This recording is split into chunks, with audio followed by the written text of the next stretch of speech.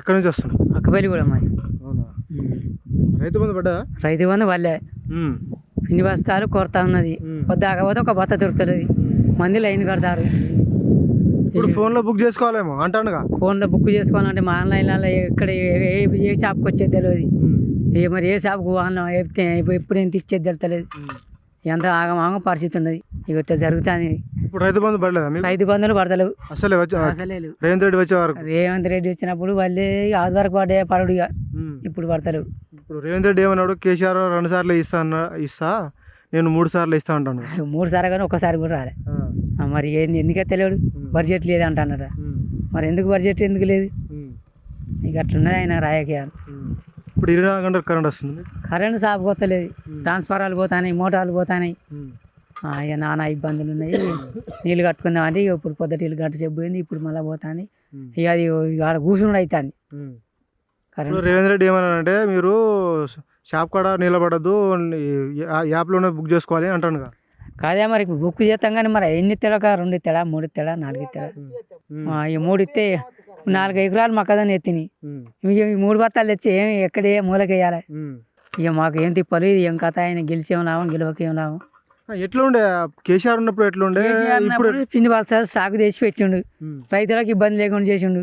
ప్రతి సంవత్సరానికి ఏడాదికి 2 సార్లు బోనస్ చేసిండు. మన మొక్కజొన్నలు కూడా వీటికి దీని ఏమంటారు మహిళా సంఘం పెట్టింది. అవి పోయినసారి ఉన్నారు. ఈసారి ఇక బలమీటికి వాళ్ళకి అక్కడ పాలకుర్తిలో పెట్టారు.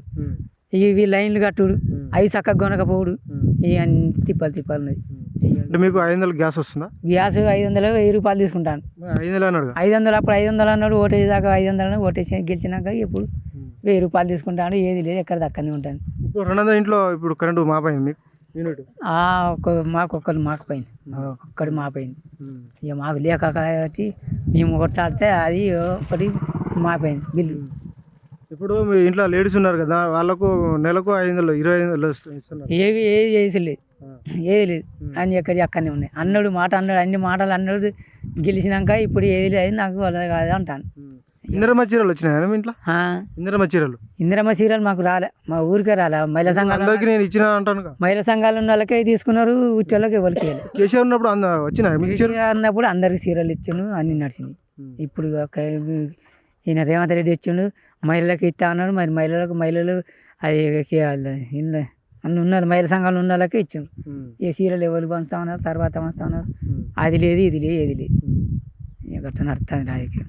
ఎట్లా ఉండే మరి రేవంత్ రెడ్డి పరిపాలన? ఈ పరిపాలన ఏం చేస్తాము? రానున్న రోజులలో ఆయన ఓడిపోవాల్సిందే, ఆయన గెలవవలసిందే. చెప్తానండి.